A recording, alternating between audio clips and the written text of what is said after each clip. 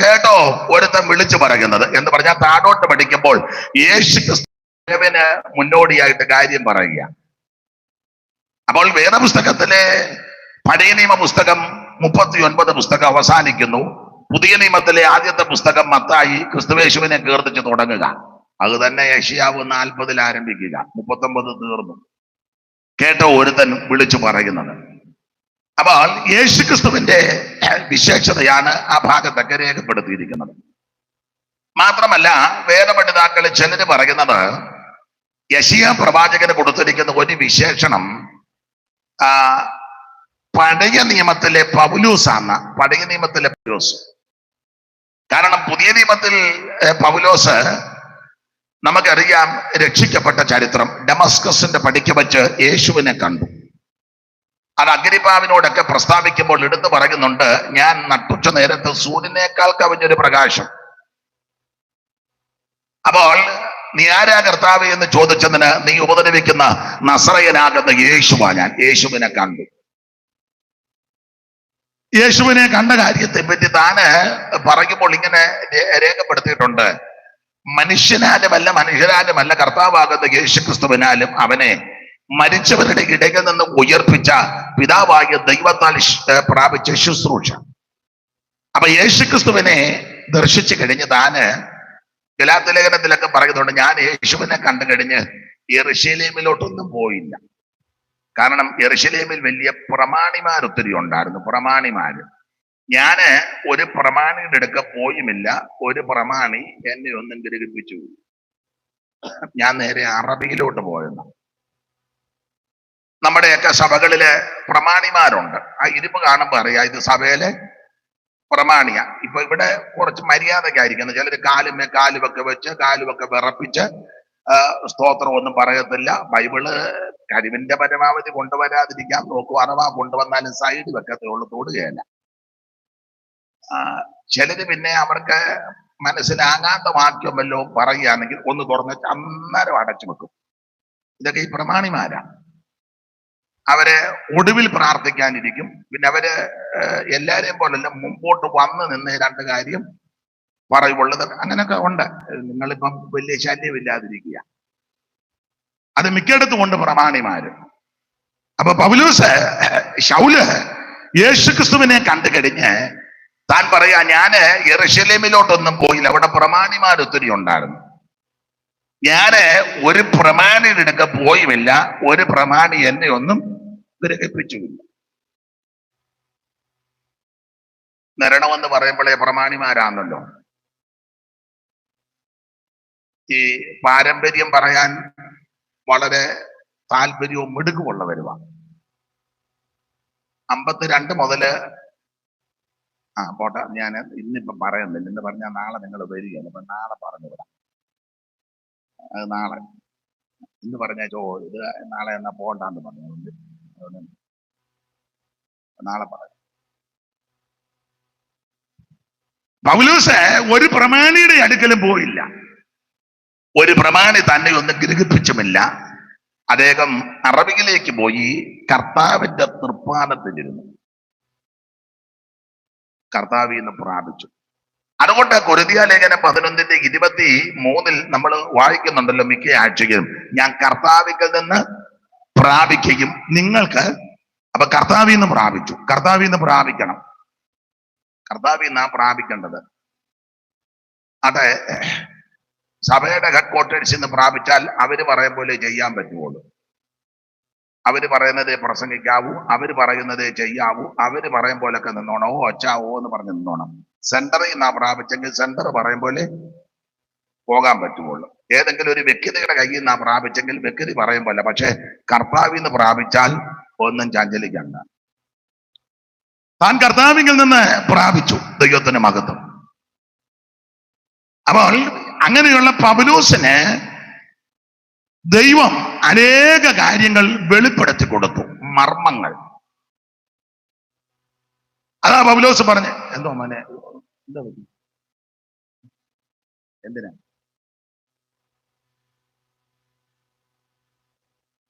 ഇനി എന്താ ആവശ്യം വേണോ?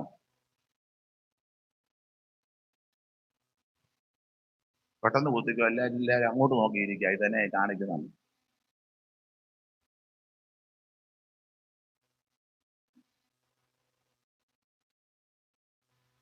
ഇതുവരെ തന്നെ കുത്താഞ്ഞേ.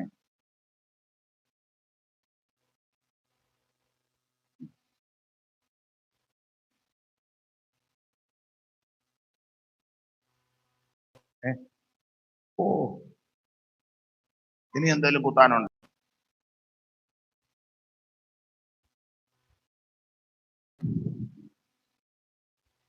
എനിക്ക് നിർബന്ധമായ കാര്യമായി യോഗം തുടങ്ങിക്കഴിഞ്ഞാൽ അങ്ങോട്ടും ഇങ്ങോട്ടും നടക്കുകയും സംസാരിക്കും വലിയ ബുദ്ധിമുട്ടായിരിക്കും. നിങ്ങൾക്ക് ഇഷ്ടമല്ലായിരിക്കും.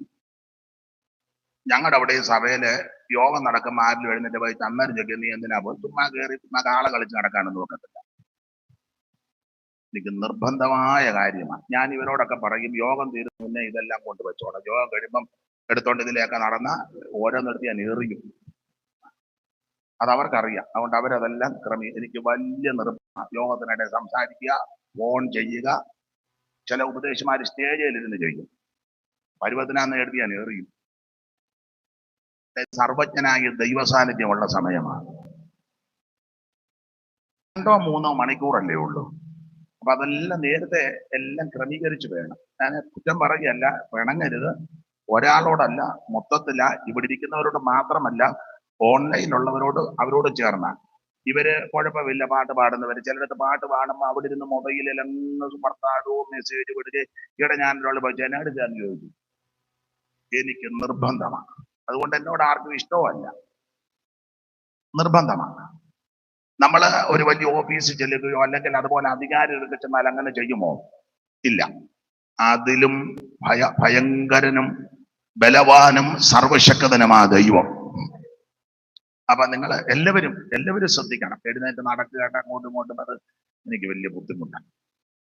ചില ഉപദേശിമാരുണ്ട്, വിശ്വാസികൾ എങ്ങനെ കടന്നു കുഴഞ്ഞാൽ അവർ കൊണ്ടുവന്ന പോയിന്റ് എല്ലാം നിന്ന് കണ്ണടച്ചെന്ന് പറയും. എനിക്കത് ഒക്കത്തില്ല. അപ്പൊ നിങ്ങൾ അല്പസമയമുള്ള എന്നെ ശ്രദ്ധിച്ചിരിക്കണം. ദൈവം നിങ്ങളെ എല്ലാവരെയും അനുഗ്രഹിക്കട്ടെ. അപ്പം അവരത് പോകുമ്പോ എല്ലാവരും അങ്ങോട്ട് നോക്കിയിരിക്കുക, ഇവരെന്നതായി ചെയ്യാൻ പോകുന്നെന്ന്. അപ്പം ശ്രദ്ധ വിടുക.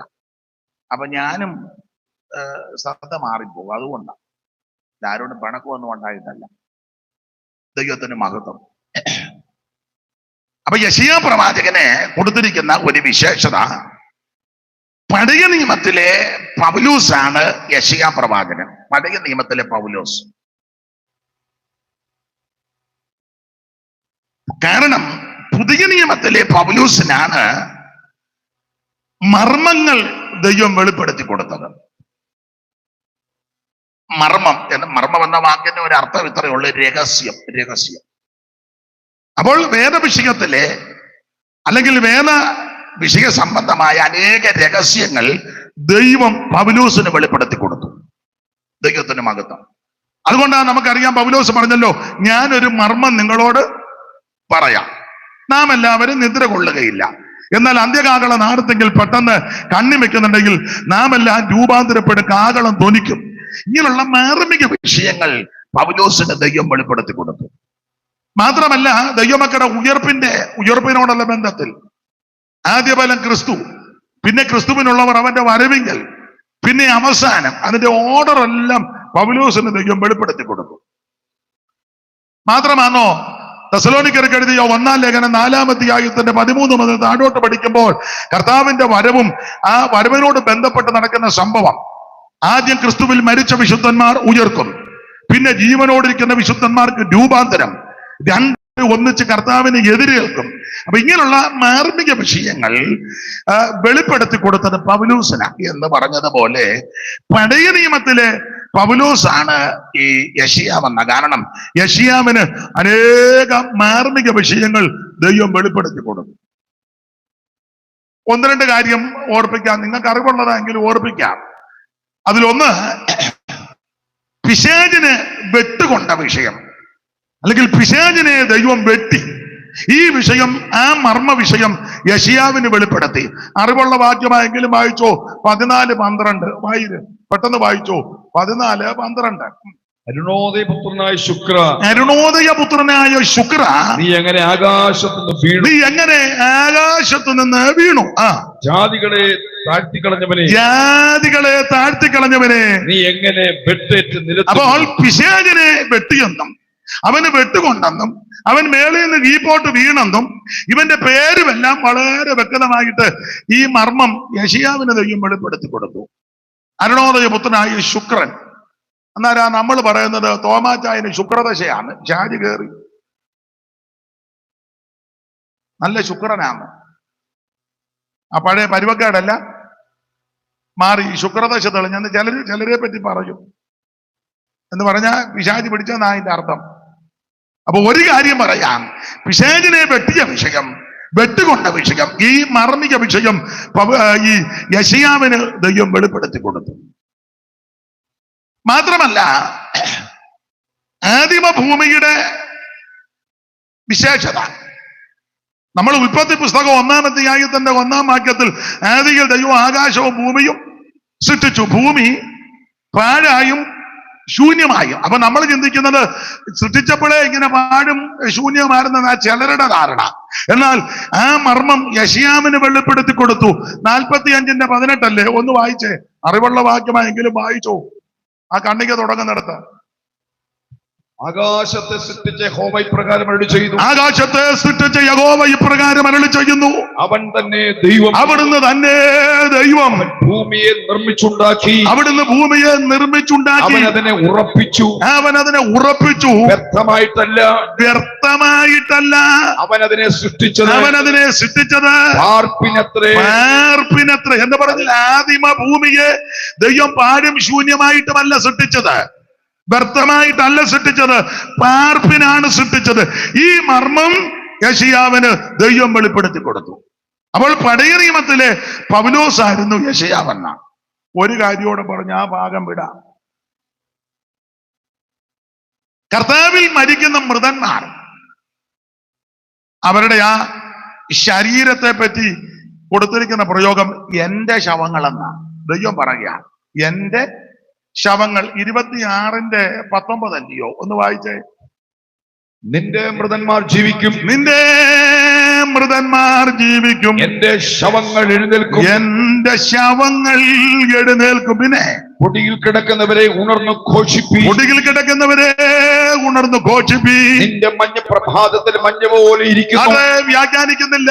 അവിടുത്തെ പദം കണ്ടോ, എന്റെ ശവങ്ങൾ എന്ന് പറഞ്ഞാൽ മാനസാന്തരപ്പെട്ട്, രക്ഷിക്കപ്പെട്ട്, സ്നാനപ്പെട്ട്, അഭിഷേകം പ്രാപിച്ച്, വേർപാട് പാലിച്ച്, നമ്മളാലാവും വിധം ദൈവകൃപയിൽ ശരണപ്പെട്ട് വിശ്വസ്തയോടെ വിശുദ്ധിയോടെ ജീവിച്ച് കർത്താവിൽ മരിക്കുന്ന ആ മൃതന്മാരുടെ ശരീരത്തെ പറ്റി തിരുവെടുത്ത് പറയുക, ഇത് എന്റെ ശവമാണ്.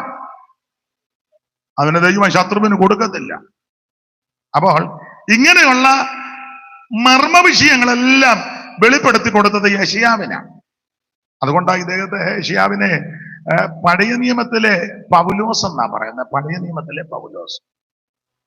മാത്രമല്ല യെശയ്യാ പ്രവാചകന്റെ ഒരു വിശേഷത, ഇദ്ദേഹത്തിന് കൊടുത്തിരിക്കുന്ന വിശേഷണ പദം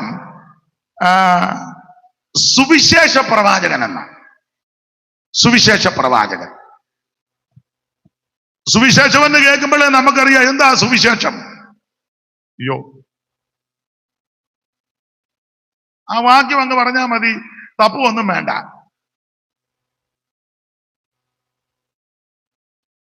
ദാവീദിന്റെ സന്തതിയായി ജനിച്ച് മരിച്ച്,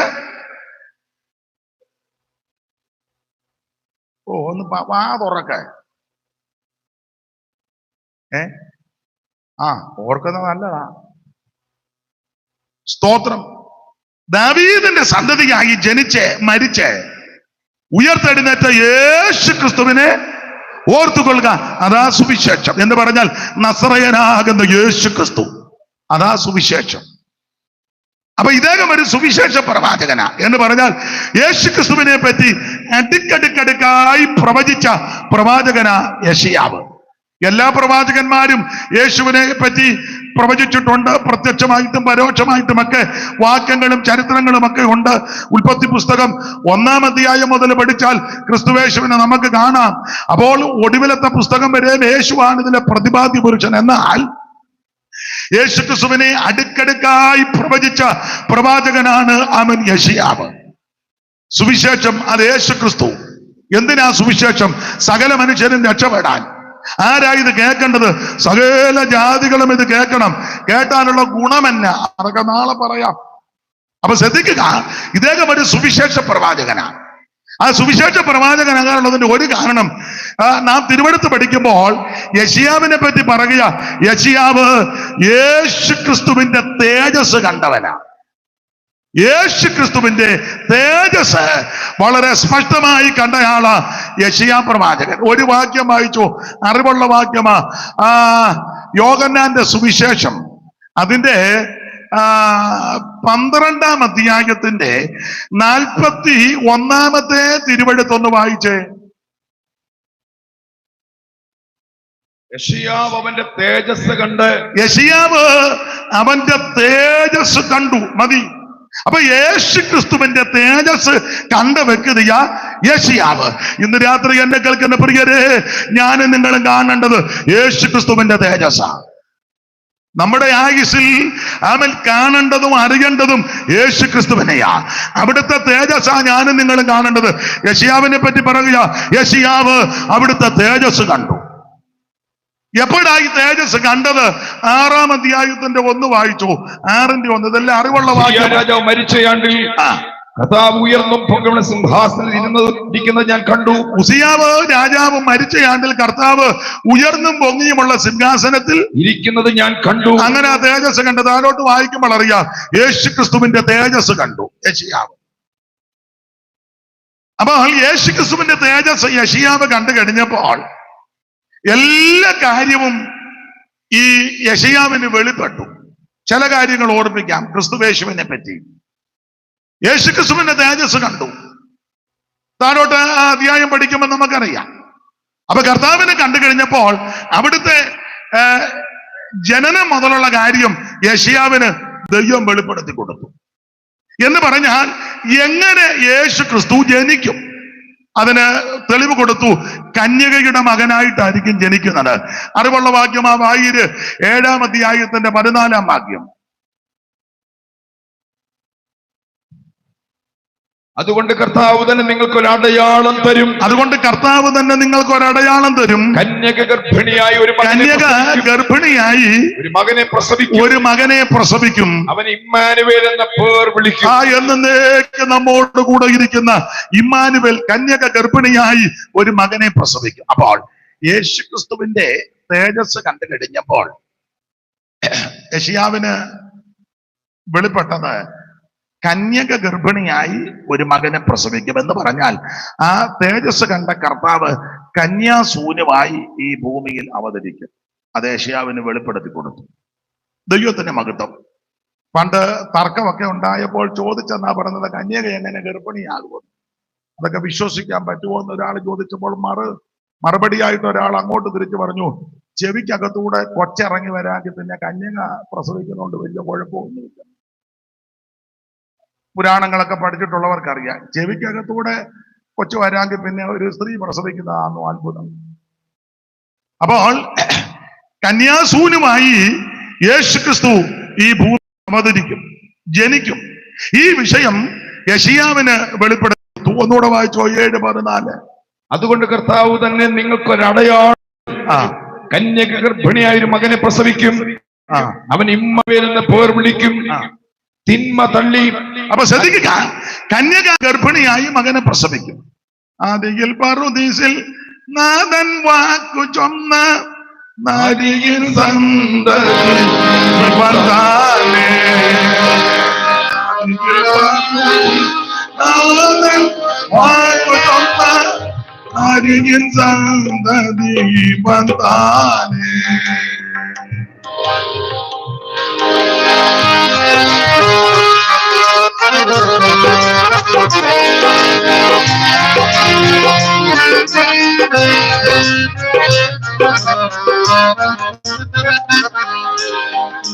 ആദിയിൽ പ്രബോധിച്ചനാഥൻ വാക്കു ചൊന്ന ആദിയിൽ സന്തതി വന്ദാനേ.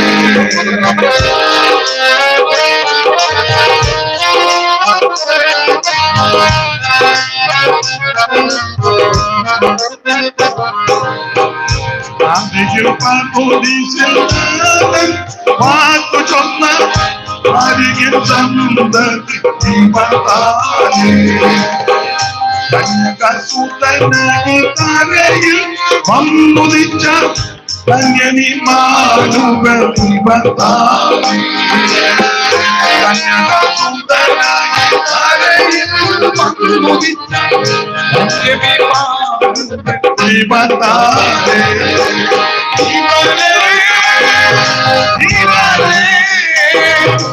ഇവനെ ക്രിസ്തേശ്വരൻ ജഗനി വന്ദാനേ.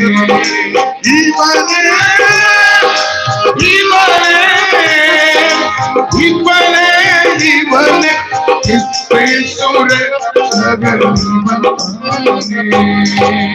ദൂതന്മാരനുദിനങ്ങൾ കാത്തിരുന്ന ദൈവത്തിൻ നിശികായും വന്ദാനേ.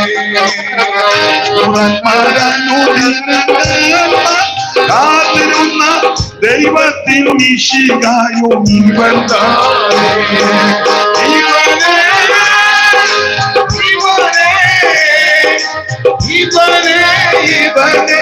ക്രിസ്തേശ്വരൻ ജഗനി വന്ദാനേ.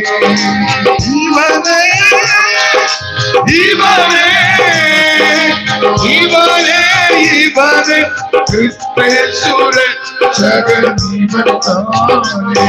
കരമുയർത്തി ദൈവത്തെ മഹത്വപ്പെടുത്തിയാട്ടെ. അപ്പൊ ശ്രദ്ധിക്കുക, ഈ പരുവത്തിൽ അപ്പൊ ശ്രദ്ധിക്കുക, യേശു ക്രിസ്തുവിനെ പറ്റിയുള്ള വെളിപ്പാടുകൾ യെശയ്യാവിന് വെളിപ്പെട്ട് കിട്ടി. യോഹന്നാന്റെ സുവിശേഷം 12:41 പറയുന്നത് യേശു ക്രിസ്തുവിന്റെ തേജസ് കണ്ടു യെശയ്യാവ്. ആ തേജസ് കണ്ടു കഴിഞ്ഞപ്പോൾ ഓരോ കാര്യങ്ങളും ദൈവം വെളിപ്പെടുത്തി. ഒന്ന്, കന്യാസൂര്യമായി ഈ ഭൂമിയിൽ യേശു അവതരിച്ചു. ഇവിടെ ഒത്തിരി അവതാരങ്ങളൊക്കെ വന്നിട്ടുണ്ട്, നമുക്കറിയാം. പുരാണം പഠിക്കുമ്പോൾ സ്കൂളിലൊക്കെ പഠിച്ചതല്ലേ. മത്സ്യകൂർമ്മ, വരാഗസ്യ, നരസിംഹസ്യ, വാമന, രാമോ രാമച്ച, കൃഷ്ണ, കൽക്കി, ജനാർദ്ദന. നിരണത്ത് പറയാൻ ബുദ്ധിമുട്ടാകാണ്ട് ഇവിടെ പഴയ നിരണം കവികളായിരുന്നു. നിരണം കവികൾ ഇല്ലയോ? നിരണം കവികള് പേര് പറ.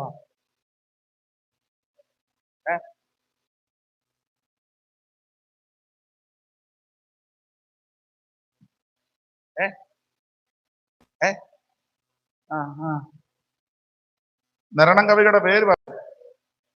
ആ പേര് പറ. രാമപ്പണിക്കര്. ഇനിയുണ്ട്, പറ. നരണമാണെന്നും പറഞ്ഞ് കുത്തിയിരിക്കുക.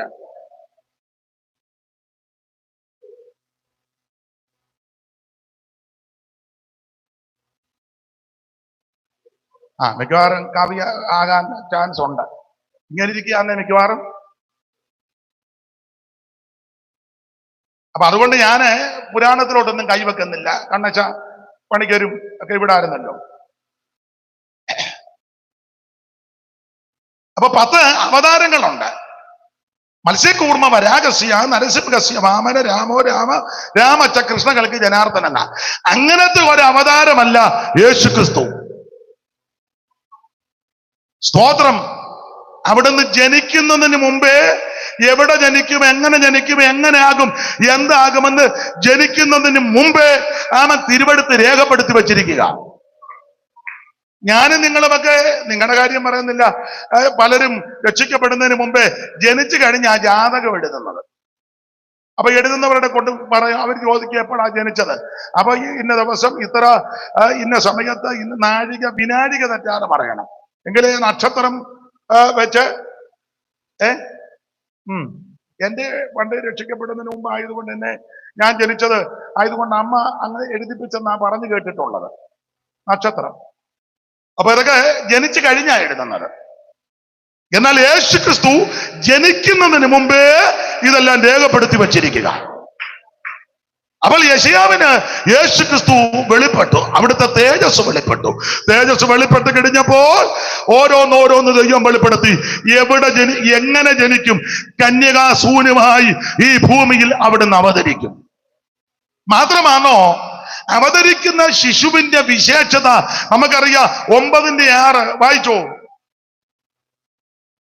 ശിശുവിന്റെ വിശേഷത 9:6. നമുക്ക് ഒരു ശിശു ജനിച്ചിരിക്കുന്നു, നമുക്കൊരു മകൻ നൽകപ്പെട്ടിരിക്കുന്നു, ആധിപത്യം അവിടുത്തെ തോളിലിരിക്കും. അയ്യോ, ശിശുവിന്റെ വിശേഷത അവിടുന്ന് അത്ഭുത മന്ത്രി, വീരനാം ദൈവം, നിത്യപിതാവ്, സമാധാന പ്രഭു. ഇന്ന് രാത്രി എന്നെ കേൾക്കുന്ന പ്രിയരെ, ആ കർത്താവ് ഇന്ന് രാത്രി നമ്മുടെ നടുവിലുണ്ട്.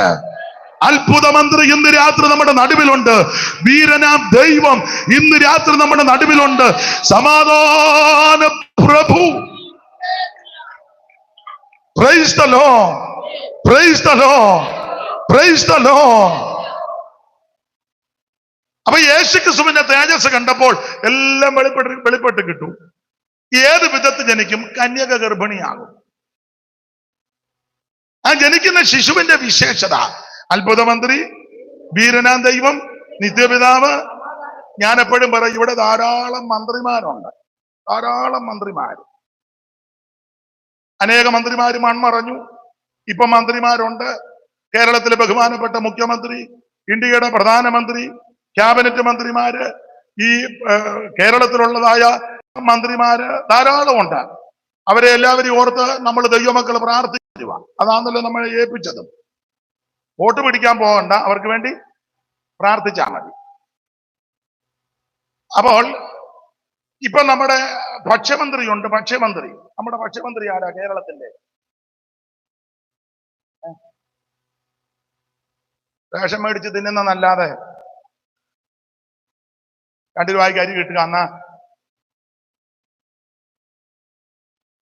ഭക്ഷ്യമന്ത്രി ആരാണ്?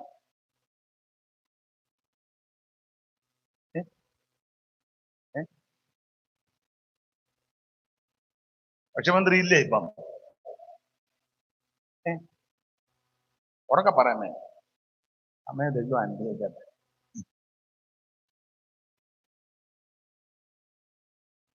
അപ്പൊ ബഹുമാനപ്പെട്ട ഭക്ഷ്യമന്ത്രിയുടെ ഒക്കെ ചെന്ന് നമ്മൾ പറയുക, ഒരു 5000 പേര് വന്നിട്ടുണ്ട്, 5 അപ്പവും 2 മീൻ.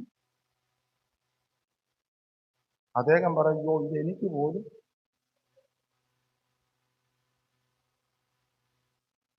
അതേത് മന്ത്രി ആയിക്കോട്ടെ, 5 അപ്പവും 2 മീനും കൊണ്ട് കൊടുത്ത് പറയാ 10,000 പേരുണ്ട്, അവര് വിശന്നിരിക്കുകയെന്ന് പറഞ്ഞ അയ്യോ. എന്നാൽ അത്ഭുത മന്ത്രിയുടെ കയ്യിലോട്ട് കൊടുത്തപ്പോഴോ,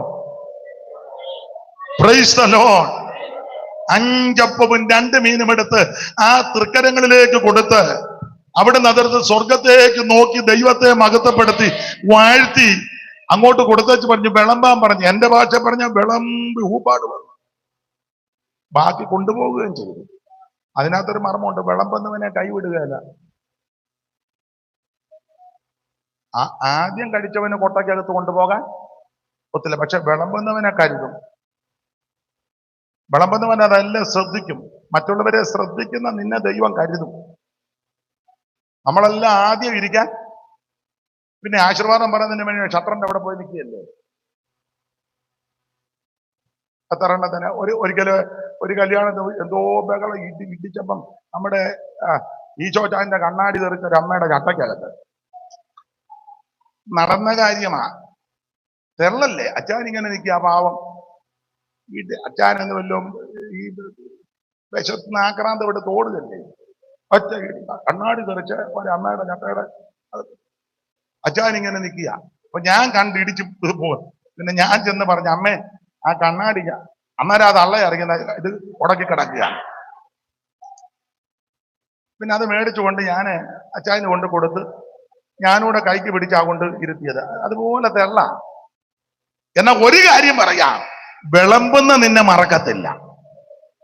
5 അപ്പവും ചെറുമീൻ 2 എടുത്ത് വാഴ്ത്തി, 5 അപ്പവും ചെറുമീൻ 2 എടുത്ത് വാഴ്ത്തി, അഞ്ചപ്പവും ചെറുമീൻ രണ്ടും എടുത്തു വാഴ്ത്തി.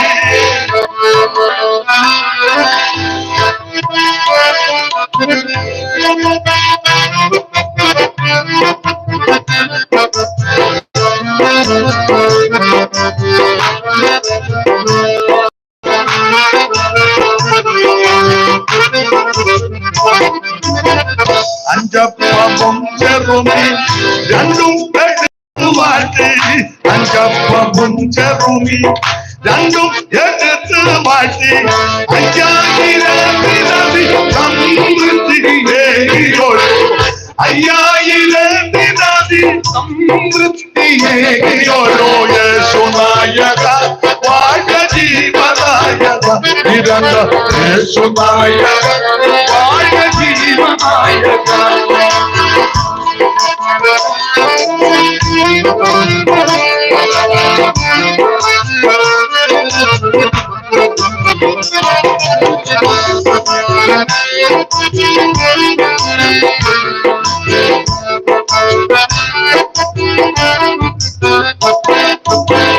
കാലേപുരം യദവാസമകാൻ കാലേ വരുന്ന യൂദ രാജശിഖ മണിയേ യേശുനായക വാഴ്ക ജീവനായക നിരന്തരം യേശുനായക വാഴ്ക ജീവനായക. കരമുയർത്തി ഈ ദൈവത്തിന് മഹത്വം കൊടുക്കുക. അപ്പോൾ അവിടുന്ന് അത്ഭുത മന്ത്രി, ഇന്ന് രാത്രി അത്ഭുത മന്ത്രി നമ്മുടെ നടുവിലുണ്ട്.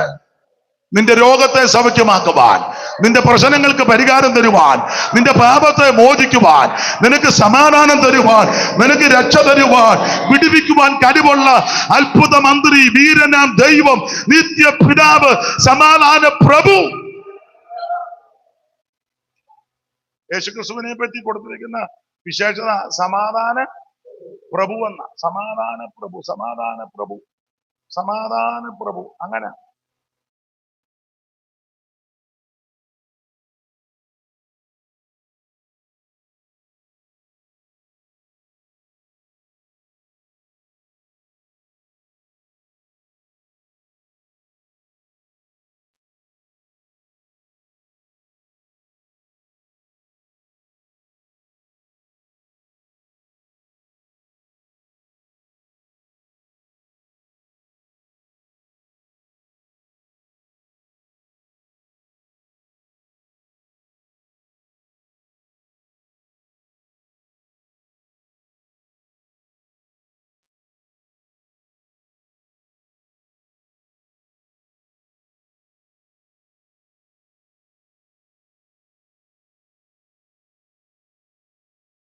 സമാധാന പ്രഭുവാ.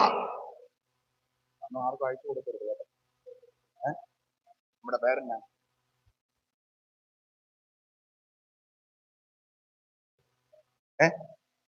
മടമോത്തയാ? ദേശീയോൺ ഭാഷയുടെ അമ്മയുടെ ഞാൻ കൊടുത്തോളാം. എനിക്കാരെയും വലിയ വിശ്വാസം ഇല്ലാതായി നടക്കുന്നത്. കാരണം നല്ലതിനാ നമ്മൾ ചെയ്യുന്ന വട്ട് വിനയായിട്ട് വരും. അതുകൊണ്ടാണ്, കുഴപ്പമൊന്നുമില്ല. നമ്മൾ സന്തോഷത്തോടാ ചെയ്യുന്നതിൽ ഞാൻ വല്ല പ്രശ്നം വന്നാൽ ഞാൻ ആളിനെ പറഞ്ഞോളാം. അപ്പൊ ശ്രദ്ധിക്കുക, അവിടുന്ന് അത്ഭുത മന്ത്രി, വീരനാം ദൈവം, നിത്യപിതാവ്, സമാധാന പ്രഭു. ഭക്ഷണമല്ല നമുക്ക് തരിക, പക്ഷെ നമുക്ക് സമാധാനമില്ലെങ്കിലോ? അപ്പൊ നമുക്ക് ആവശ്യം സമാധാനമാണ്. ആ സമാധാന പ്രഭുവാ യേശു. ഇന്ന് രാത്രി സമാധാനമില്ലാതെ, സ്വസ്ഥതയില്ലാതെ ജീവിതം ഒടുക്കാം, അവസാനിപ്പിക്കാം, നാട് വിടാം, അവന്റെ ആത്മഹത്യ ചെയ്യാം എന്നൊക്കെ ചിന്തിച്ച് ആരെങ്കിലും ഇവിടെയോ ദൂരത്തോ ഒക്കെ ഇന്ന് കേൾക്കുന്നെങ്കിൽ അവൻ ആത്മഹത്യ പരിഹാരമല്ല, അവൻ മരിക്കുന്നത് പരിഹാരമല്ല, അവൻ ജീവിതം ഒടുക്കുന്നത് പരിഹാരമല്ല.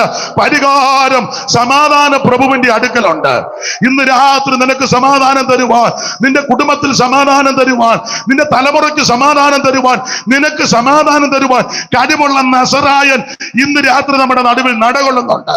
മാറത്ത് പൊൻകച്ച കെട്ടുവനായി, ചുട്ടുപടിപ്പിച്ച വെള്ളോട്ടിന് സദൃശമുള്ള പ്രാണമുള്ളവനായി, 7 നക്ഷത്രം വലങ്കിയിൽ പിടിച്ച് 7 പൊൻ നിലവിളക്കിന്റെ നടുവിൽ നിലയങ്ക തിരിച്ച് നടകൊള്ളുന്നവൻ ഇന്ന് രാത്രി നമ്മുടെ നടുവിലുണ്ട്. അനുഭവിക്കുന്ന ദൈവമക്കൾ ഇന്ന് രാത്രി ദൈവത്തിന് മഹത്വം കൊടുക്കുക. ഓ ദൈവത്തിന് മഹത്വം. അവിടുന്ന് അത്ഭുത മന്ത്രി, അവിടുന്ന് വീരനാം ദൈവം, അവിടുന്ന് നിത്യപിതാവ്, അവിടുന്ന് സമാധാന പ്രഭു.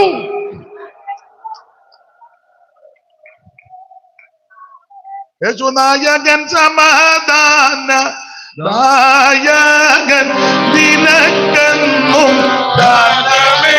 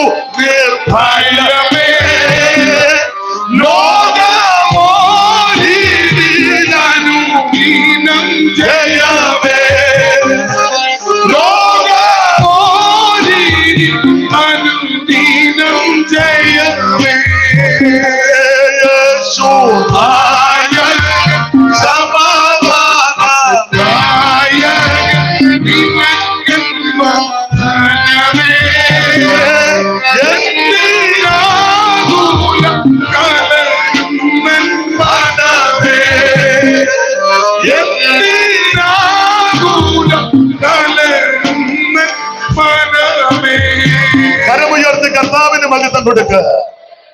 യെശയ്യാവിന് യേശു ക്രിസ്തുവിന്റെ തേജസ് കണ്ടു കഴിഞ്ഞപ്പോൾ ക്രിസ്തുവേശുവിനെ പറ്റി ഓരോന്നോരോന്ന് അങ്ങോട്ട് വെളിപ്പെട്ട് കിട്ടി. ആദ്യം വെളിപ്പെട്ട് കിട്ടിയത് ഇതാ, അവൻ കന്യാസൂനുമായി യേശു ഈ ഭൂമിയിൽ അവതരിക്കും. രണ്ടാമത് വെളിപ്പെട്ട് കിട്ടി കന്യാസൂനുമായി അവതരിക്കുന്ന ശിശുവിന്റെ വിശേഷത. അവിടുന്ന് എല്ലാ ശിശുക്കളെയും പോലല്ല, അവിടുന്ന് അത്ഭുത മന്ത്രിയ, വീരനാം ദൈവം, നിത്യപിതാവ്, അവിടുന്ന് സമാധാന പ്രഭു. മാത്രമാണോ, ഈ ശിശു ചെറുപ്പത്തിൽ എന്തോ കഴിക്കും, അതും വെളിപ്പെട്ടു. 7:15 വായിച്ചു. എല്ലാം അറിവുള്ള വാക്യമാ, വായിച്ചു. തിന്മ തള്ളി നന്മ തിരഞ്ഞെടുപ്പാൻ പ്രായമാകും വരെ അവൻ തൈരും തേനും കൊണ്ട് ഉപജീവിക്കും. തൈരും തേനും തിന്മ തള്ളി നന്മ തിരഞ്ഞെടുക്കാൻ. അപ്പൊ കഴിക്കുന്ന ഭക്ഷണം ചെറുപ്പത്തിലേ തൈരും. ഈ തേന് മോട്ടിച്ചോ ഒന്നുമല്ല, തേനെ അങ്ങനെ തേൻ മോട്ടിക്കുന്ന ആൾക്കാരൊക്കെ ഉണ്ട്, കാണുമെന്നല്ല ഉണ്ട്. ബാക്കി ഞാൻ പറയുന്നില്ല. ഏതായാലും വീട്ടിൽ കയറി അവരുടെ തേനുമല്ല,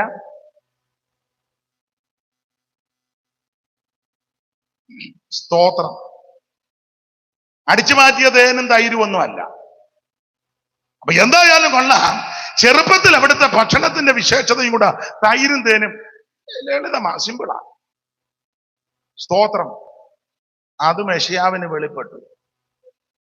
യേശുക്രിസ്തുവിന്റെ തേജസ് വെളിപ്പെട്ടപ്പോൾ ഇതെല്ലാം വെളിപ്പെട്ടു.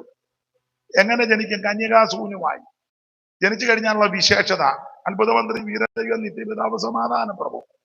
അങ്ങനെ ജനിക്കുന്ന ഈ ശിശു തിന്മ തള്ളി നന്മ തിരഞ്ഞെടുക്കുവാൻ പ്രായമാകുന്നത് വരെ എന്തോ കഴിക്കും, തൈരും തേനും. ഇനി അത് വേറെ വല്ലതും കഴിച്ചോ, അത് കഴിക്കാൻ എന്നാ എന്നൊന്നും പറയാൻ ഞാനാളല്ല, അറിയാത്ത കാര്യം. പണ്ടൊരാൾ പറഞ്ഞാല് വയ്യാത്ത പട്ടി എന്തിനാ കയ്യാല.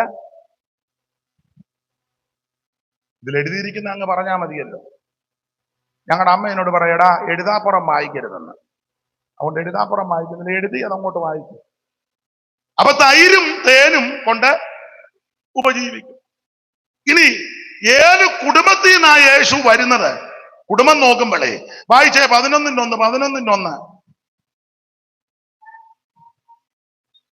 എന്നാൽ ഇശായിയുടെ കുട്ടിയിൽ നിന്ന് ഒരു മുള പൊട്ടിപ്പോ. അത് കുഴപ്പമില്ല, എന്റെ ഭാര്യ എന്തുവാ ചാഞ്ഞു നോക്കുന്നത്, യോഗം കഴിഞ്ഞ് കാണിക്കാം. എല്ലാം അങ്ങ് നോക്കുക. യോഗം കഴിഞ്ഞ ആ പൊതുപ്രദർശനം. ഇപ്പൊ എന്നെ നോക്ക അമ്മാമ്മ മൈക്കിൽ കൂടെ ഒന്ന് വായിച്ചു. എന്നാൽ ഇസ്രായേലിന്റെ- അങ്ങനെയാണോ മൈക്കിൽ കൂടെ വായിക്കുന്നത്?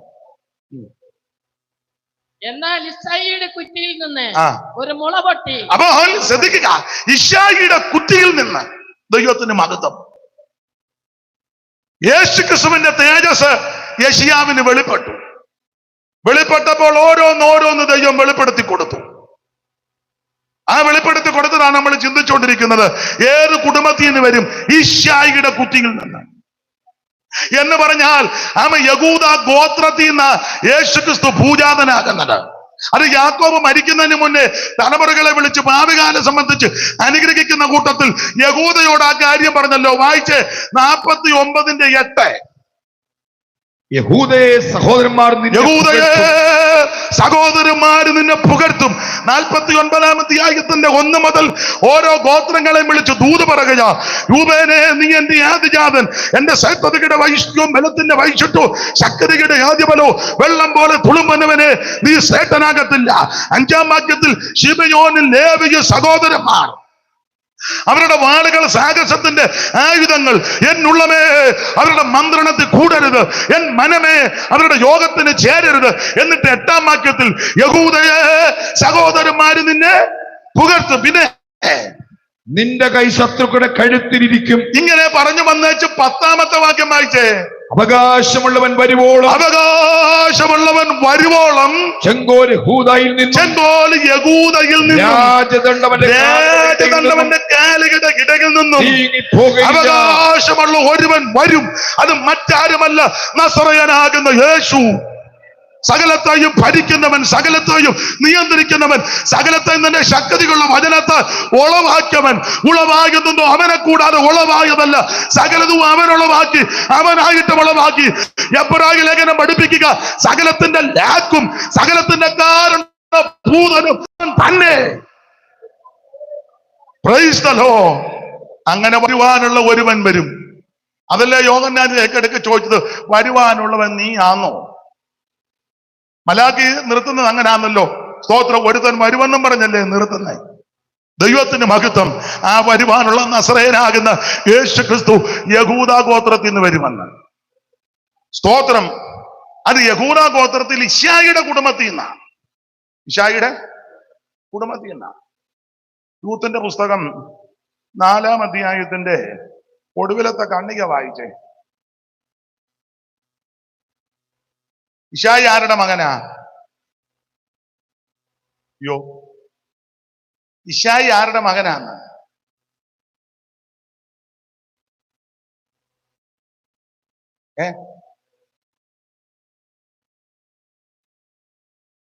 എന്തു തപ്പിയിട്ടും കിട്ടാത്ത പേരസിന്റെ വംശപാരമ്പര്യം ഇത്. വായിച്ചോ. പേരസ് ഹെസ്രോനെ ജനിപ്പിച്ചു. അപ്പൊ ശ്രദ്ധിച്ചേ, ഇശ്ശായിയുടെ ദാവീദിന്റെ അപ്പനാണ് ഇശ്ശായി. ഇശ്ശായിയുടെ അപ്പൻ ഓബേദ്. ഓബേദിന്റെ അപ്പൻ ഉറക്കെ പറ മോളെ, ബോവസ്. ബോവസിന്റെ അപ്പൻ ശൽമോൻ. ഇപ്പൊ നിങ്ങളിപ്പം നാടൻ ഭാഷ പറയാ, ഇയാള് അപ്പന് പറയാൻ വന്നതാണോന്നായിരിക്കും. അയാൾക്ക് ഒന്നും ഒക്കാഞ്ഞിട്ടാ ഇങ്ങനെ.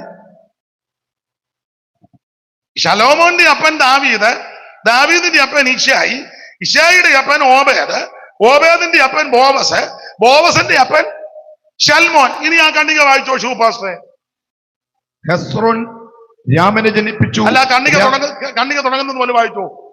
പേരസിന്റെ വംശപാരമ്പര്യം ഇത്. പേരസിന്റെ വംശപാരമ്പര്യം. പേരസ് ഹെസ്രോനെ ജനിപ്പിച്ചു. പേരസ് ഹെസ്രോനെ ജനിപ്പിച്ചു. ഹെസ്രോനെ ജനിപ്പിച്ചു. പിന്നെ ഹെസ്രോൻ രാമനെ ജനിപ്പിച്ചു. ഹെസ്രോൻ അരാമിനെ ജനിപ്പിച്ചു. അരാം അമ്മീനാദാബിനെ ജനിപ്പിച്ചു. അമ്മീനാദാബിനെ ജനിപ്പിച്ചു. അമ്മീനാദാബ് നഹശോനെ ജനിപ്പിച്ചു. അമ്മീനാദാബ് നഹശോനെ ജനിപ്പിച്ചു. നഹശോൻ സൽമോനെ ജനിപ്പിച്ചു. നഹശോൻ ശൽമോനെ ജനിപ്പിച്ചു. സൽമോൻ നിർത്തിക്കെ. നഹശോൻ ശൽമോനെ ജനിപ്പിച്ചു. അപ്പൊ പേരസ് ആരുടെ മകനാ? അവിടെ വായിക്കുന്ന പേരസിന്റെ വംശപാരമ്പര്യമാണിത്. പപ്പടം കാച്ചുമ്പോൾ ശബ്ദം കേൾപ്പിക്കരുത്.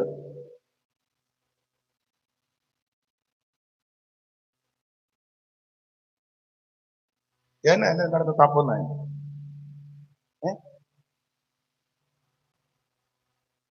നിങ്ങൾ നിരണം ചാപർണാക്കുള്ള കാര്യം പഴയ നിരണംകാരും ഒക്കെ ആയതുകൊണ്ടാ ഇങ്ങനെ ഈ ഭാഗത്തൂടെ പോകുന്നത്. എല്ലാം പഠിച്ച് തികഞ്ഞിരിക്കുകയല്ലേ.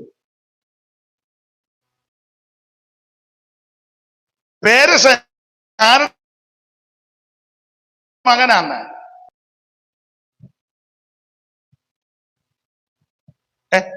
ഉറക്കെ പറ. ആരാ അത് പറഞ്ഞു? അച്ചായനാ പറഞ്ഞു. കണ്ടങ്കരിയാണ്.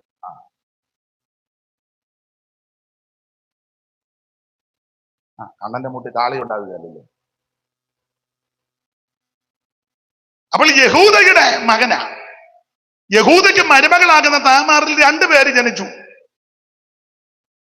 അപ്പോൾ അബ്രഹാമിന്റെ മകനാകുന്ന, ഇസഹാക്കിന്റെ മകനാകുന്ന, യാക്കോബിന്റെ മകനാകുന്ന, യഹൂദയുടെ മകനാകുന്ന, പേരസിന്റെ മകനാകുന്ന, ഹസ്രോന്റെ മകനാകുന്ന, അരാമിന്റെ മകനാകുന്ന, അമ്മീനാദാവിന്റെ മകനാകുന്ന, നഗശോന്റെ മകനാകുന്ന, ശൽമോന്റെ മകനാകുന്ന, ബോവസിന്റെ മകനാകുന്ന, ഓബേദിന്റെ മകനാകുന്ന, ഇശ്യായിയുടെ മകനാകുന്ന, ദാവീദിന്റെ മകനാകുന്ന, ശലോമോന്റെ മകൻ. അങ്ങനെയാണല്ലോ തലമുറ.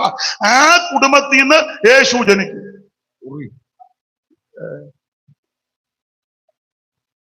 സ്തോത്രം. ഇശ്യായിയുടെ കുത്തിയിൽ നിന്ന് ക്രിസ്തുവേശു ജനിക്കും. ഒരു പാട്ടുണ്ട്, എനിക്ക് അതിന്റെ വരിയെല്ലാം തെറ്റിപ്പോയി. പുതിയ പാട്ടാ. വരി ഞാനങ്ങ് മറന്ന്. അറിയാവുന്നവർ ചേർന്ന് പാടണം. തെറ്റിയാ ക്ഷമിക്കണം. നിങ്ങൾ കറക്റ്റ് ചെയ്ത് പാടണം.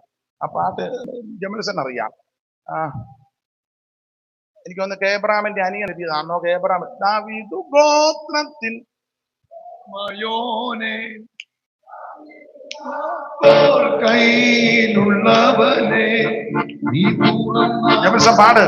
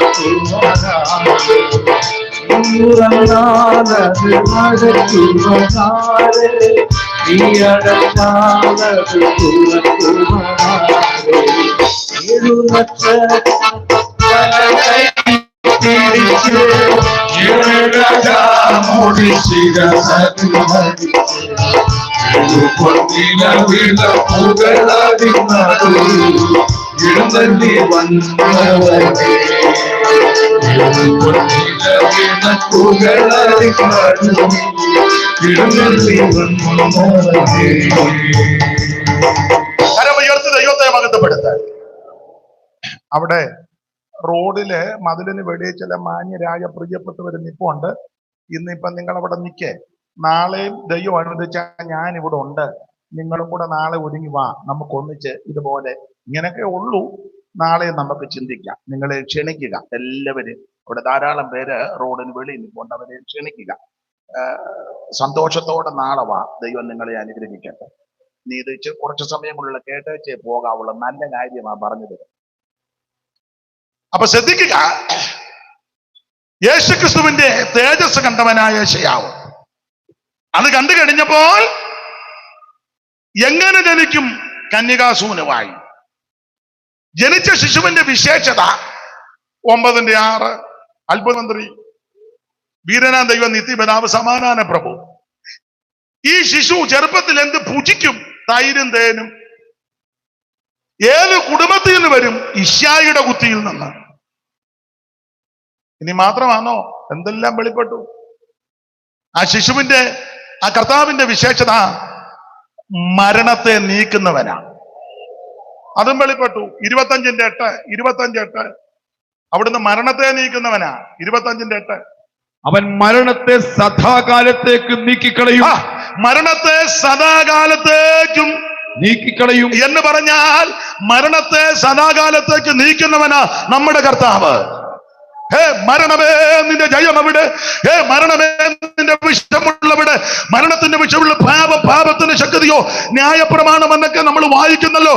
തന്റെ മരണത്താൽ മരണത്തിന്റെ അധികാരിയാകുന്ന പിശാചിനെ തന്റെ മരണത്താൽ നീക്കി മരണഭീതികളിൽ അടിമപ്പെട്ട് കിടന്ന് എന്നെയും നിന്നെയും യേശു രക്ഷിച്ചു.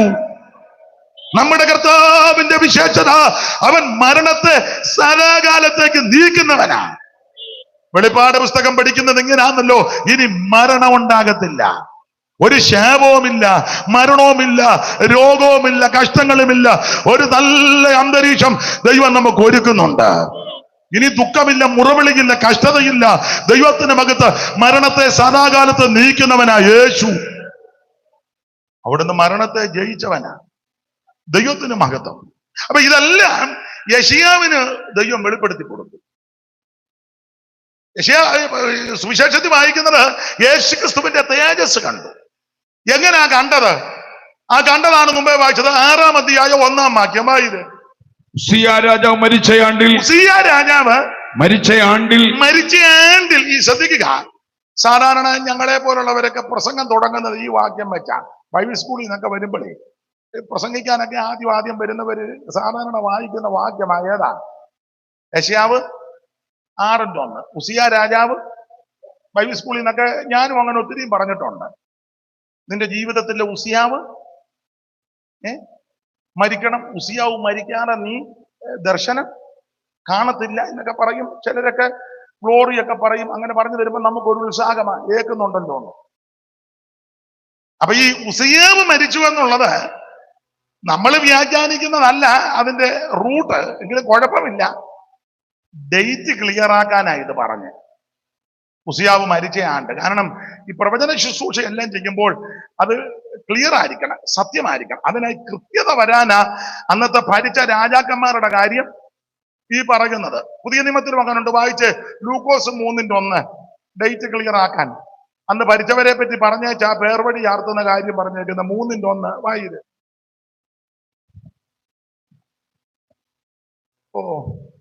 തിബരിയോസ് കൈസരുടെ വാഴ്ചയുടെ 15-ാം ആണ്ടിൽ പൊന്തിയോസ് പീലാത്തോസ് യഹൂദ്യ നാട് വാഴുമ്പോൾ ഹെരോദാവ് ഗലീലയിൽ അവന്റെ സഹോദരനാകുന്ന ഫിലിപ്പോസ് യദൂര്യത്ര കോന്നിത്തി ദേശങ്ങളിലും ലൂസാന്യ സബീനയിലും ഇടപ്രഭുക്കന്മാരായി അന്നാസും കയ്യപ്പാവും മഹാപുരോഹിതന്മാരായി ഇരിക്കും കാലം. അപ്പൊ കാലക്കണക്കാം, ഡേറ്റ് തെറ്റാതിരിക്കാനാണ് ഇത് പറഞ്ഞേക്കുന്നത്. അന്നത്തെ ഗവർണർ, നാടുവാഴി, മഹാപുരോഹിതൻ ആരൊക്കെയാ. അപ്പൊ ചരിത്രം പഠിക്കുന്നവർക്ക് ഇത് വായിക്കുമ്പോൾ മനസ്സിലാക്കി ഇവരുടെ കാലത്ത് ആ പുള്ളി ഈ ശുശ്രൂഷ ചെയ്തത് എന്ന് പറഞ്ഞ പോലെ കണക്ക് കൊടുക്കാനാ യെശയ്യാവ് 6:1 ഉസിയ രാജാവ് മരിച്ച ആണ്ടിൽ. ഇതുപോലെ ഒത്തിരി ഉണ്ട്. 7:1 വായിച്ച യെശയ്യാവ് 7:1. അവിടെ ഉസിയാവിന്റെ മകനായി യോദാമിന്റെ മകനായി ആഗാസിന്റെ കാലത്ത്. അവിടെ ആഗാസിന്റെ കാലം പറഞ്ഞല്ലോ, കണക്ക് തെളിയിച്ചതാ. ഇനി 14:28 വായിച്ചേ. 14:28 കണക്കാ. ആഹാസ് രാജാവ് മരിച്ച ആണ്ടിൽ. അവിടെ എന്താണ്? അവിടെ ഉസിയാവ് മരിച്ചു, ഇവിടെ ആകാശ രാജാവ് മരിച്ച ആണ്ടിൽ 36:1. ഹിസ്കിയ രാജാവിന്റെ 14-ാം ആണ്ടിൽ. ഹിസ്കിയ രാജാവിന്റെ 14-ാം ആണ്ടിൽ 36:1. അതിലെ ഇപ്പം വായിച്ച 37:1.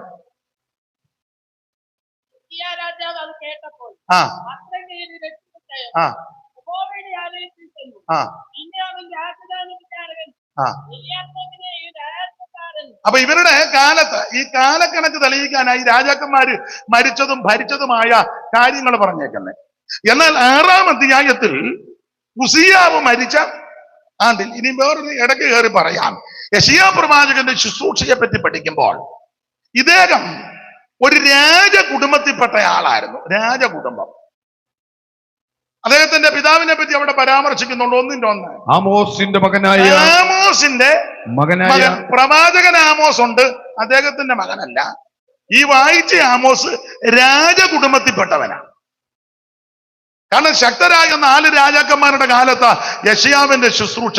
1:1 ഒന്നുകൂടെ വായിച്ചു. ആമോസിന്റെ മകനായ യെശയ്യാവ് യഹൂദ രാജാക്കന്മാരായ ഉസിയാവ്, യോഥാം, ആഹാസ്, ആഗാസ്, യെഹിസ്കിയാവ് അല്ലെങ്കിൽ യെഹിസ്കിയാവ് അപ്പൊ ഉസിയാവ്, യോഥാം, ആഹാസ്, ഹിസ്കിയാവ് എന്ന് പറഞ്ഞാൽ യഹൂദയിലെ രാജാക്കന്മാരായവരല്ല. യെശയ്യാവിന്റെ ശുശ്രൂഷ യഹൂദയോടും യെരുശലേമിനോടും ബന്ധപ്പെട്ട ശുശ്രൂഷ, അതിനെ ഉന്നം വെച്ചുള്ള ശുശ്രൂഷയാണ്. അപ്പൊ തന്നെ മറ്റുള്ളവർക്കും ദൂത് കൊടുക്കുന്നുണ്ട്. ഫെലിസ്ത്യര്, അരാമ്യര്, ഇങ്ങനെയുള്ള ജാതികളോടും ദൂത് പറയുന്നു. പക്ഷെ പ്രധാനപ്പെട്ട ശുശ്രൂഷ യെരുശലേമിനെയും യഹൂദയെ സംബന്ധിച്ചാണ്. അപ്പൊ യഹൂദയിൽ വാണ 4 രാജാക്കന്മാര്. യഹൂദയില് നമുക്കറിയാം, ശലോമോന്റെ മകൻ രഹബയാമിന്റെ കാലത്ത് ആ രാഷ്ട്രം 2ആയിട്ട് വിഭജിക്കപ്പെട്ടത്. വചനം പഠിക്കുന്ന നിങ്ങൾക്കറിയാം. വടക്കേ രാജ്യവും തെക്കേ രാജ്യവും. തെക്കേ രാജ്യത്തിന്റെ ആസ്ഥാനമാണ് യെരുശലേം. അവിടെ യഹൂദയിലെ രാജാക്കന്മാർ, ദാവീദിന്റെ വംശത്തിൽപ്പെട്ടവര്. അപ്പറെ ആദ്യത്തെ രാജാവായിട്ട് എബ്രയീം ഗോത്രത്തിൽ നെബാത്തിന്റെ മകനാകുന്ന യൊരോബെയാമിനെ വാഴിച്ചു. അവൻ ആ പണ്ട് 2 കാളക്കുട്ടിയെ ദാനിലും ബേഥേലും കൊണ്ട് സ്ഥാപിച്ചത്. അപ്പോൾ യഹൂദയിൽ 20 രാജാക്കന്മാര് ഭരിച്ചു. ഇസ്രായേലില് 19 രാജാക്കന്മാരും ഭരിച്ചു. അങ്ങനെയാ ചരിത്രം. യഹൂദയിൽ 20 രാജാക്കന്മാരും ഇസ്രായേലിൽ 19 രാജാക്കന്മാർ. അപ്പൊ ഇവിടെ 20 രാജാക്കന്മാര് ഭരിച്ചതിൽ 10, 11, 12, 13 രാജാക്കന്മാരുടെ കാലത്ത് എന്ന് പറഞ്ഞാൽ ഉസിയാവ്, യോഥാം, ആഹാസ്, ഹിസ്കിയാവ്. ഉസിയാവ് 10-ാമൻ, യോഥാം 11-ാമൻ, ആഹാസ് 13-ാമൻ, 12-ാമൻ, ഹിസ്കിയാവ് 13-ാമൻ. 10, 11, 12, 13 ഈ രാജാക്കന്മാർ. അപ്പൊ 9 വെട്ടും, 9 അമസ്യാവ്, 8 യോവാശ്.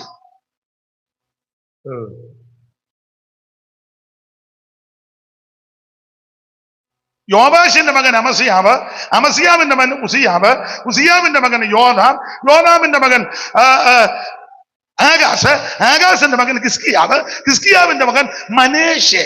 പേരും ഒരു സുഖമില്ല, അതുകൊണ്ട് ഞാൻ അവിടെ അങ്ങ് നിർത്തുക. അതിൽ 10, 11, 12, 13 4 രാജാക്കന്മാർ. അവിടെ എഴുതിയിരിക്കുന്നത് ഉസിയാവ്, യോന, ആഹാസ്, ഹിസ്കിയാവ്. ഇവരുടെ കാലത്ത് യെശയ്യാവിന്റെ ശുശ്രൂഷ വലിയ ബുദ്ധിമുട്ടാണ് ഇവരുടെ കാലത്ത്. ചരിത്രം പറയുന്നത് യെശയ്യാവ് 50 കൊല്ലം പ്രവചിച്ചു. പ്രവചന ശുശ്രൂഷ 50 കൊല്ലം. നമ്മൾ പണ്ടം കാണ്ടൊന്ന് ഇളകി ഏതാണ്ട് പറഞ്ഞു വെച്ച് ഇപ്പോഴും അത് പറഞ്ഞുകൊണ്ടിരിക്കുക. മമ്മ ഞാൻ പങ്കു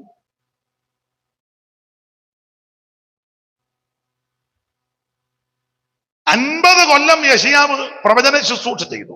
ചരിത്രം 120 വയസ്സ് വരെ ജീവിച്ചെന്നാണ്. 4 രാജാക്കന്മാരുടെ കാലത്ത് ശുശ്രൂഷ ചെയ്തതാണ്.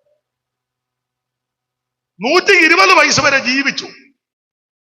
ഒടുവിൽ ഇദ്ദേഹം മരിക്കുന്നതിനെ പറ്റി ചരിത്രം 2 പലകയുടെ ഇടയിൽ കൊണ്ട് അദ്ദേഹത്തെ വെച്ചേച്ച് വാളിന് അറത്ത് കൊല്ലുകയായിരുന്നു യെശയ്യാവിനെ. ആ സംഭവമാണ് എബ്രായ ലേഖനത്തിൽ കൊടുത്തിരിക്കുന്നത്. ഈർച്ചവാളാൽ അറക്കപ്പെട്ടു. യെശയ്യാവിനെ ഉന്നം വെച്ചാണ്. അപ്പൊ ഇദ്ദേഹം ഒരു രാജകുടുംബത്തിൽപ്പെട്ടയാളാ. ഉസിയാവിന്റെ പസ്കസിന യെശയ്യാവ്.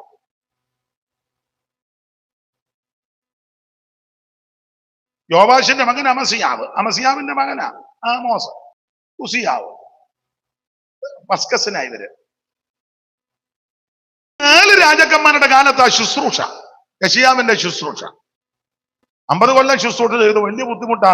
ഈ 4 എണ്ണവും നല്ല പറ്റിയ പുള്ളിക്കാരാ. 4 എണ്ണം അതൊക്കെ ഉസിയാമും, യോഥാമും, ആഹാസും, ഹിസ്കിയാവും. അവന്റെ ചെറുക്കന്റെ കാര്യം ഞാൻ ഇപ്പൊ പറയുന്നില്ല, അത് പിന്നെ സമയമുണ്ട് പറയാം. ഇവന്മാരുടെ തന്നെ പറയാൻ എന്തെല്ലാം. ഉസിയാവ് വലിയ വേന്ദ്രനാ, മിടുക്കനാ, പക്ഷെ കുരുക്കാ മുഴുവൻ. ഇവൻ ഒരിക്കലെ പള്ളിക്കകത്ത് ചെന്ന് ധൂപം കാട്ടാൻ ചെന്നു. ധൂപകലശമൊക്കെ ആയിട്ട് 26-16 വായിച്ചോ. 26. എന്നാൽ അവൻ ബലവാനായപ്പോൾ അവന്റെ ഹൃദയം അവന്റെ നാശത്തിനായിട്ട് നിഗളിച്ചു. നഗളം കയറി കഴിഞ്ഞാൽ പിന്നെ തീർന്നു. വീഴ്ചയ്ക്ക് മുമ്പേ നഗളം കയറിയാ തീർന്നു. നമ്മൾ ഏതാണ്ടൊക്കെ ആയി ആരാണ്ടൊക്കെ ആന്നൊക്കെ ഉള്ള ചിന്ത കയറി കഴിഞ്ഞാൽ അതോടെ തീർന്നു.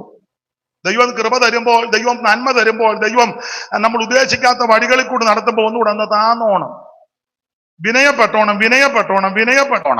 കർത്താവേ, ഞാൻ ഇതിനൊന്നും യോഗ്യയല്ലായിരുന്നു. അവിടുത്തെ മഹാകൃപ കൊണ്ടാ ഞാൻ ഇന്ന് രാത്രി ഇവിടെ ആയിരിക്കുന്നത്. അത് വാക്കിലും പ്രവൃത്തിയിലും എല്ലാം വിനയം വേണം. നമ്മളെ ഉപദേശമാരെ തന്നെ ചിലരെ കണ്ടില്ലേ, കൈ കൊടുക്കാൻ വലിയ ബുദ്ധിമുട്ടാണ്. ഒരിക്കൽ എനിക്ക് ഒരാളെ 2 പേരില്ലാതെ തന്നത്. വലിയ വലിയ വലിയ കൺവെൻഷൻ പ്രാസംഗകന, തകർത്ത് പൊടിച്ചു വാരുന്നയാളാ. പേരൊന്നും ഞാൻ പറയുന്നില്ല. നിങ്ങൾ ചിന്തിക്കുക, പേര് അറിയാതെ ഇന്ന് ഉറക്കം വരത്തില്ല പാസ്റ്റേ. അങ്ങനെയുള്ളവരെ ആശീർവാദം കഴിയുമ്പോൾ മരണം. നാളെ നമുക്ക് യോഗമുള്ളതാണ്. വലിയ ഗടി കെട്ടിയ ആളാ. 2 പേരല്ലേ. ഞാൻ മൊത്തമാ കൊടുത്തത്. എന്റെ ഹൃദയം നിന്റെ ഹൃദയത്തോട് അങ്ങനെ ആ പ്രമാണം കൊടുത്തു. പിന്നെ പുള്ളി പിന്നെ പൊതുജനം കാണുന്നത് കൊണ്ട് ഞാൻ 2 ഇഞ്ച് മേടിച്ചു. ഉള്ളതാട്ടം. എന്നാലും ഹൃദയത്തിനൊരു പ്രയാസം വന്നാൽ ഈ മനുഷ്യൻ ഇങ്ങനെ ചെയ്യുമല്ലോ. അല്പം കഴിഞ്ഞപ്പോൾ വേറൊരാൾ കൈ കൊടുത്ത പുള്ളി 1 കൊടുത്തത്. അപ്പൊ എനിക്ക് മനസ്സിലായി പുള്ളിയെക്കാളും കുറച്ചുകൂടെ താല്പര്യം എനിക്ക് 2 തന്നല്ലോ. പുള്ളിക്ക് 1 കൊടുത്തു. പിന്നെ ഞാൻ വീക്ഷിച്ചപ്പോൾ വേറൊരാൾ വന്നപ്പോ 1 കൊടുത്തില്ല. ഇങ്ങനെ തലയാട്ടുമ്പോൾ. അത് കഴിഞ്ഞപ്പോ IPC-യിലെ ഒരു കാശുള്ള അച്ചായം വന്ന പുള്ളി എഴുന്നേറ്റ് അങ്ങോട്ട് ചെന്ന് ഇവനെല്ലാം സ്റ്റേജിൽ കയറി തകർക്കുന്ന തകർപ്പ്.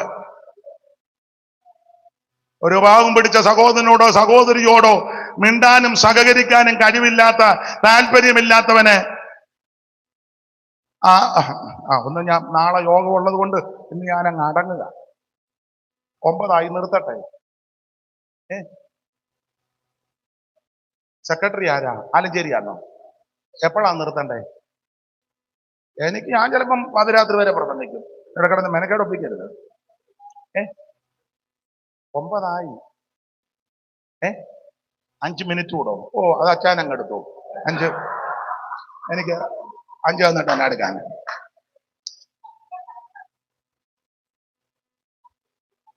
എല്ലാം പറയാനാന്ന് ഒരു അരമണിക്കൂർ കൂടെ വേണം. 5 തന്നിട്ട് 2 പേരുടെ അങ്ങോട്ട് 2.5 പുള്ളിക്കും കൊടുത്തായിരുന്നു. ഇന്ന് ഇത് മതി, നമുക്ക് നാളെ പറയാം. അതാ പറഞ്ഞു, ഇന്ന് മതി, ഇന്ന് ഇത്ര മതിയെന്ന്. ഗുണമാകാനാന്ന് ഇതൊക്കെ മതി. പിന്നെ ബാക്കി നാളെ. ഒരു കാര്യം പറഞ്ഞ് നിർത്താം. 1-ാം പ്രതി ഞാനാ പ്രതി. ദൈവം നമുക്ക് നന്മ തരുമ്പം എളിമപ്പെട്ടോ. ദൈവം നമുക്ക് ആയുസ് തരുമ്പം ദൈവത്തോടും മനുഷ്യരോടും നന്ദിയുള്ളവരായിരിക്കണം. ഞാൻ എപ്പോഴും പറയുന്ന കാര്യം ഒന്നുകൂടെ ആവർത്തിക്കുക. ഒന്നുകൂടെ ചെല്ല് പറയത്തില്ല. ഞാൻ എപ്പോഴും ഒത്തിരി പറഞ്ഞിട്ടുള്ളത് ഒന്നുകൂടെ ആവർത്തിക്കുക. ചെല്ല് പറയത്തില്ലേ, പിന്നെ ബേബിച്ച എനിക്ക് എന്റെ മെത്തയെ കടന്നില്ലെങ്കിൽ ഉറക്കം. എന്റെ പിള്ളേര് മേടിച്ചു തന്ന മെത്തയാ. പിള്ളേര് ഇവിടെ താറും ചുറ്റി കണ്ടെത്തി കട്ട നിരത്തിയവനാ. ഇപ്പൊ പിള്ളേര് അമേരിക്കയിലും പേർഷ്യയിലും കാനഡയിലും പോയി കഴിഞ്ഞപ്പം മെത്ത കൊണ്ട് കുഴപ്പമില്ല, മെത്ത കീറിക്കളയൊന്നും വേണ്ട. അതുകൊണ്ട് ഞാൻ വേറെ എങ്ങും കിടക്കത്തില്ല. എനിക്ക് അങ്ങനെ കിടക്കാൻ ഒക്കത്തില്ല. എന്റെ മെത്ത. ആ പറഞ്ഞ പുള്ളി വെള്ളപ്പൊക്കം വന്നപ്പം ക്യാമ്പിൽ പോയി ബെഞ്ചേ കിടക്കുന്നു. നിനക്കിപ്പൊ മെത്ത വേണ്ടേടാ ബേബി?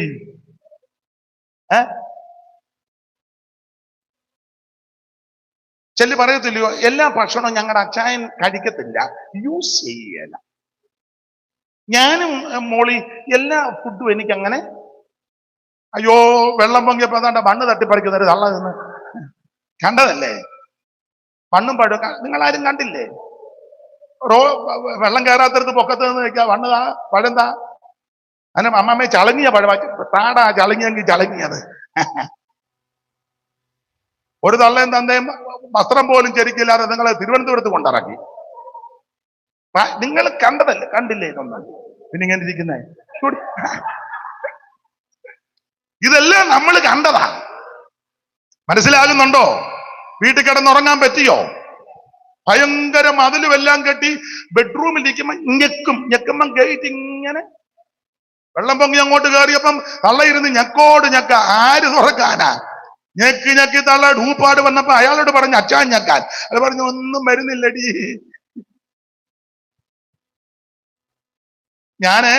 റാന്നി ചെന്നപ്പോ പണ്ട് റാന്നി ചെന്നപ്പോ ഒരു സഭയിൽ ചെന്നപ്പോ സഭയും സ്ഥലം ഒന്നും പറഞ്ഞില്ല. ചോദിച്ചു, അവര് നിങ്ങളുടെ കൂടാണോ എന്ന് ചോദിച്ചു. അപ്പം ഒരു തള്ള, പിടിപ്പുള്ള തള്ളയാ, അപ്പൊ ഞാൻ നമ്മുടെ സഭയിലാ. മറ്റേതാ? ഞാൻ ചോദിച്ചു, മറ്റേതെന്ന് പറഞ്ഞ? ഓ, അവര് പറഞ്ഞ ഭാഷ അതുപോലെ പറയാ. ഞാൻ പറയുന്ന അവര് പറയാം, മരക്കാന്മാരാണ്. മരക്കാന്മാര് മാർഗത്തിൽ കൂടിയതാ. ഞങ്ങള് തോമാസിലേക്ക് ആ തോമത്ത് കടവിൽ വന്നപ്പം കൂടിയതാ. മറ്റേത് മരകാനാണ്. എല്ലാരും മരകാനാ. എന്നോട് പറഞ്ഞതാ അവര് മരക്കാന്മാരാണ്. ഈ അഹങ്കാരത്തിന് ദൈവം ഇഷ്ടപ്പെടുകയല്ല. വെള്ളം പൊങ്ങി 4 പാടും അങ്ങോട്ട് ചുറ്റിയപ്പോൾ 52 വന്നെന്ന് പറഞ്ഞവരാരുമില്ല. ഈ തള്ള ആരെ ആക്ഷേപിച്ചോ ആ മാന്യ സഹോദരന്മാർ വള്ളവുമായിട്ട് വന്ന് ഈ കള്ളി തള്ളയെ വള്ളത്തെ കയറ്റി. ഇതിൽ കൂടുതൽ ഞാൻ ഇനി താഴ്ത്തി പറയണോ? മതി. പറയണേ പറയാം. അഹങ്കരിക്കരുത്, മറ്റുള്ളവനെ താഴ്ത്തരുത്.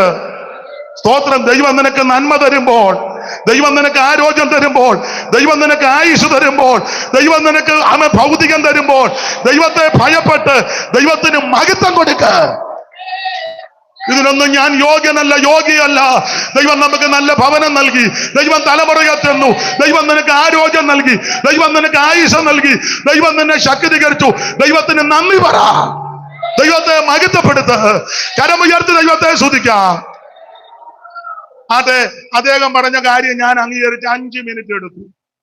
അഹങ്കരിച്ചു പോയില്ല. 5 മിനിറ്റ് മതി. ദൈവം അനുവദിച്ചാൽ ബാക്കി നമുക്ക് നാളെ ചിന്തിക്കാം. കരമുയർത്തി ദൈവത്തെ ഒന്ന് മഹത്വപ്പെടുത്ത്. ആ പഴയ പാട്ടിന്റെ 2 ചരണം വെളിയിൽ നിൽക്കുന്ന സഹോദരി സഹോദരന്മാരും ഒക്കെ നാളെ അകത്ത് വാ. നമുക്കൊന്നിച്ച്, നിങ്ങളെ സഭ മാറ്റാനും മതം മാറ്റാനും ഒന്നുമല്ല, നമുക്കൊന്നിച്ച് ദൈവവചനം ചിന്തിക്കാം. അമ്മ ഇങ്ങോട്ട് നോക്കമ്മേ. അമ്മ ഉടനെ കുഞ്ഞു നോക്കാം ആരൊക്കെയാണ്. നോക്കിയാൽ ഒന്നും കാണത്തില്ല, അവർ ഇരുട്ടത്താ നിൽക്കുന്നത്. ഇങ്ങോട്ട് നോക്ക്. പിന്നെ അവര് നാളെ വരും. നമുക്ക് അല്പ മിനിറ്റുകൾ ദൈവത്തെ ഒന്ന് മഹത്വപ്പെടുത്താം. ആ പഴയ പാട്ടിന്റെ ചരണം ഒന്ന് ചേർന്ന് പാടിക്ക്. കാത്ത കൃപയിൻ കാലം മുഴുവൻ നീ കൈവിടാതെ കൺമണി പോലെ, കാത്തു കൃപയിൻ കാലം മുഴുവൻ നീ കൈവിടാതെ കൈയടിച്ചു പോലെ, അലങ്ങിയുള്ള നീരും നേരം, അലങ്ങിയുള്ള നീരും നേരം അരികിൽ വന്നേകി, ആശ്വാസം അരികിൽ വന്നേകി. പ്രേമത്താലേ അയ്യടിച്ചു ചേർന്ന് പ്രേമത്താലേ നിറയും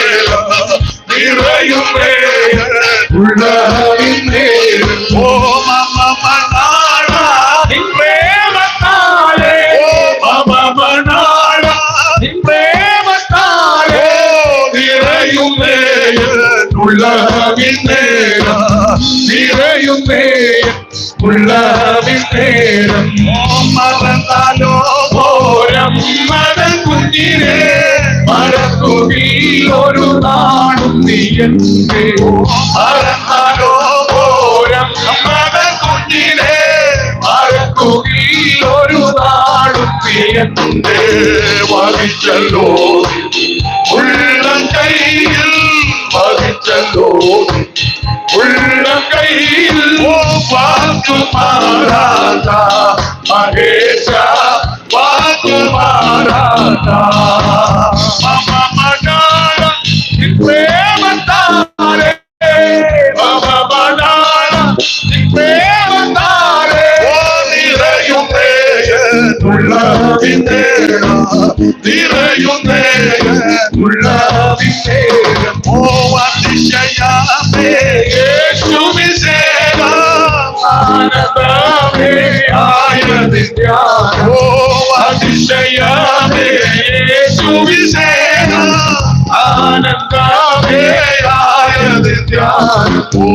ആഴമുയരും നീളം വീതി ആഴമുയരും നീളം വീതി ആർക്കു ഗ്രഹിക്കാം നിൻ പ്രേമം ആർക്കു ഗ്രഹിക്കാം നിൻ പ്രേമത്താലേ നിൻ പ്രേമത്താലേ നിറയും പേരും ഉള്ളവിൻ പേരും ഓ നിറയും പേരും ഉള്ളവിൻ പേരും നിൻ പ്രേമത്താലേ നിൻ പ്രേമത്താലേ നിറയും പേരും ഉള്ളവിൻ പേരും ഓ നിറയും പേരും ഉള്ളവിൻ പേരും ദൈവത്തിന് മഹിമ. ഇന്ന് രാത്രിയില് ഇത്രയും സമയം എന്നെ കേട്ടിരുന്ന ബഹുമാന്യരായ എല്ലാ പിതാക്കന്മാർ, മാതാക്കൾ, കുഞ്ഞുങ്ങൾ, പുറത്തുനിന്ന് പ്രിയപ്പെട്ടവര്, ദൈവദാസന്മാർ, എല്ലാവർക്കും നന്ദി. അവിടുന്ന് അനുവദിക്കുന്ന പക്ഷം നാളെ പകലത്തെ യോഗത്തിലും ഇവിടെ ശുശ്രൂഷിക്കും. നാളെ വൈകിട്ട് ഒരു 7 മണിക്ക് സമയം തരികയാണെങ്കിൽ 9 ആകുമ്പോൾ നമുക്ക് നിർത്താം. ഇതിനെപ്പറ്റി എന്നുള്ള സഭായമൊക്കെ ഉള്ളതല്ലേ. അപ്പം ദൈവം അനുവദിച്ചാൽ ഞാൻ നാളെ നേരത്തെ വരാം. നമുക്കൊന്നിച്ചു കൂടാം. കർത്താവ് എല്ലാത്തിനും മതിയായവനാണ്. വിശ്വസ്തരായി വിശുദ്ധരായി ജീവിച്ച് ആരും കൈവിടപ്പെട്ടു പോകാതെ കർത്താവിന്റെ വരുവനായി ഒരുങ്ങാം. ദൈവം നിങ്ങളെ എല്ലാവരെയും